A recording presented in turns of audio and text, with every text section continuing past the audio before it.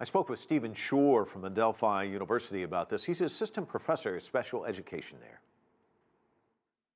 When I look at places that are supporting autistic individuals, it brings to mind what I call the 3 A's of autism.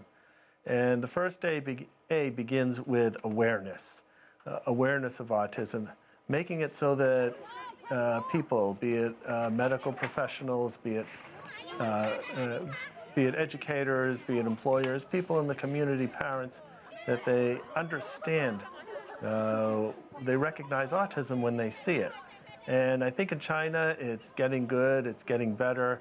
The Chinese government has been consistently engaged with the Lighted Up Blue project that's run by Autism Speaks for the past 5 years.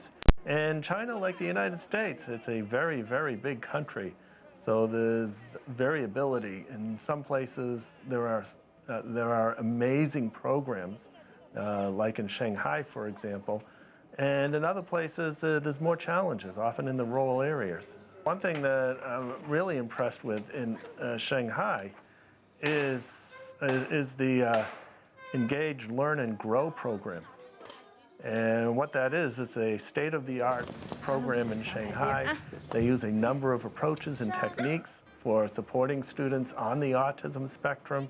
So we see applied behavior analysis, we see floor time, we see occupational therapy, and that organization would easily hold its own with any of the best organizations that I've seen in the United States, in Australia, in Russia, and various other places. What about empowering women and girls with autism? Are there different needs there? Yes, there are. Autism expresses itself differently in females than in males. And traditionally, research, be it educational, be it medical, has been focused on males.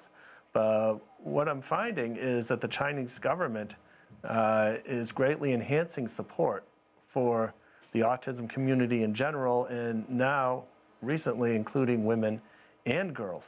One of the reasons that the China Women's Development Foundation is that it supports autism, and what they do is they make sure that women and girls affected by autism and their mothers and caregivers are given the proper support for best outcomes. There's also beginning to be some research in China that looks at the differences between males and female characteristics. Talk to me about Chinese scientists and their efforts to try and find a cause. Can you tell us a little bit about that? Yes, if we look at basic research, so we're talking about neurology, we're talking about genetics. The research being done in China is world class, and that's really good to see.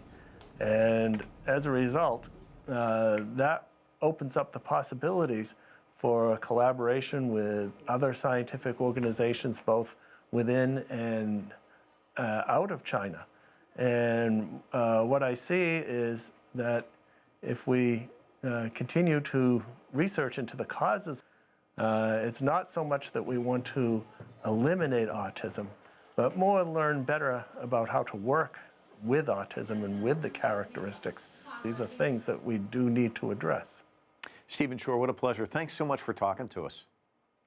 Oh, it's been my pleasure and my honor.